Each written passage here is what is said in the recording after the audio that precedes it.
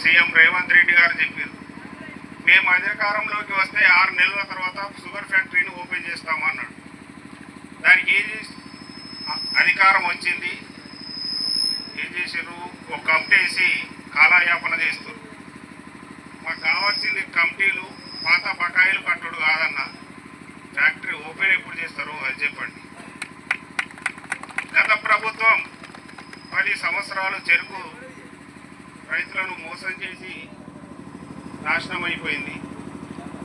అదే పద్ధతిలో మీరు సర్వనాశనం కావద్దని చెప్పేసి నేను కోరుకుంటున్నానన్న. దయచేసి గుర్తించండి. రైతులు తలుచుకుంటే ఏదైనా సాధ్యమవుతుంది. ఇక్కడ నుంచే రైతుల ఉద్యమాలు మన జైత్యాల నుంచే స్టార్ట్ అయినాయి. మీరే చాలా సందర్భాల్లో చెప్పారు, ఇక్కడ మీటింగ్ అయినప్పుడు మీ నోట మీరే అన్నారు, ఇక్కడ రైతులు చాలా ఉత్సాహవంతులు, ఏదైనా అనుకుంటే సాధించేదాకా ఇచ్చిపెట్టరు అని చెప్పేసి మీరే అన్నారు. కాబట్టి మీరు చెప్పిన మాట నేను ఇప్పుడు ఇదే ఫ్యాక్టరీ దగ్గర నరసింహారావు గారు నల్ల బ్యాడ్స్ తోటి ధర్నా చేశారు. మా కృష్ణారావు గారు మా ఊరు రోజు ఒక విలేజ్ నుంచి పాదయాత్ర చేశారు. మరి ఇప్పుడు ఎందుకు మాట్లాడతలేదు? అధికారం మీ చేతుల్లో ఉంది కదా, ఒక్కసారన్నా వచ్చి మరి ఫ్యాక్టరీ గురించి మాట్లాడిరా? మరి ఎందుకు మాట్లాడతలేరు? గతంలో టీడీపీ పాలనలో ప్రైవేటీకరణ అయింది 49-51%. టీఆర్ఎస్ పాలనలో నాశనమైంది. మీ చేతులకు సర్వనాశనం కావద్దని చెప్పేసి కోరుకుంటూ ఈ రైతుల పక్షాన నేను ఈ దాకా నడచడం జరిగింది. దయచేసి గుర్తించండి. ఇప్పుడు మీకు ఒకవేళ ఇది స్టార్ట్ చేయడం ఇష్టం లేకపోతే, లేదంటే ఇబ్బందిగా ఉంటే, ఏ రకంగా ఉందో ఆ రకంగా మాకు అప్పచెప్పండి. మాకు మీన్స్ మా నరేంద్ర మోడీ గారికి అప్పచెప్పండి. దాన్ని ఏ రకంగా స్టార్ట్ చేయాలో మా అరవింద్ గారి సమక్షంలో మేము కృషి చేస్తామని చెప్పేసి తప్పకుండా రైతుల పక్షాన నేను చెప్తున్నా. ఎందుకంటే కేంద్రంలో చాలా కర్మాగారాలు ఇప్పటికే మా నరేంద్ర మోడీ గారి సమక్షంలో స్టార్ట్ అయ్యాయి. ఫర్ ఎగ్జాంపుల్ చూసుకుంటే రామగుండం మేర్పుల ఫ్యాక్టరీ ఇప్పుడు మూతపడ్డది. దాన్ని ఇప్పుడు స్టార్ట్ చేసి ఎరువులు సప్లై అవుతున్నాయి. అది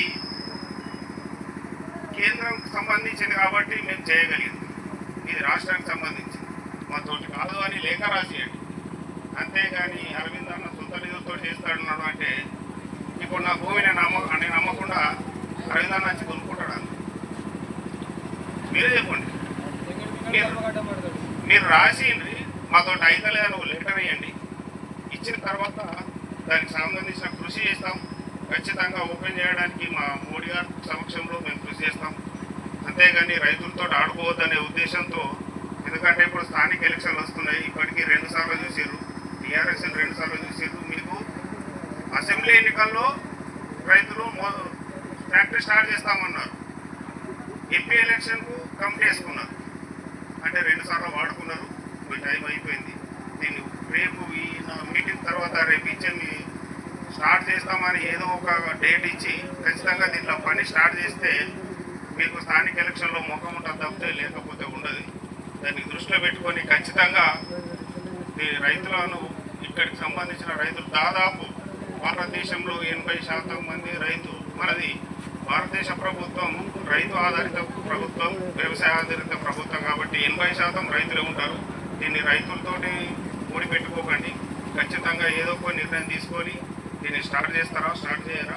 లేక పక్షంలో ఇప్పుడు నేను ఓన్లీ మండల పరిధిలో చేసిన మా పార్టీ నాయకులు ఈరోజు చెప్పారు, ఇది పెద్ద ఎత్తున జగిత్యాల జిల్లా తరఫున పెద్ద ఎత్తున చేద్దామని చెప్పేసి అంటారు. మీరు ఏదో నిర్ణయం తీసుకోకపోతే. కాబట్టి ఈ ఒక్క సమస్యను మీరు రాసి ఈ ఫ్యాక్టరీని ఓపెన్ చేసి మా మల్లాపూర్ మండలానికి ఈ స్థిరాస్తిని కాపాడాలని చెప్పేసి కోరుకుంటున్నాను. నాతోటి నడుచుకుంటూ ఇంతమంది కార్యకర్తలు వచ్చి నాకు సహకరించినందుకు మా అధికారులకు, పోలీస్ మిత్రులకు, అందరికీ, మా నాయకులకు ప్రత్యేక ధన్యవాదాలు తెలియజేసుకుంటూ భారత్ మాతాకి జై, భారత్ మాతాకి జై, జై జవాన్, జై కిసాన్, జై జవాన్, జై కిసాన్.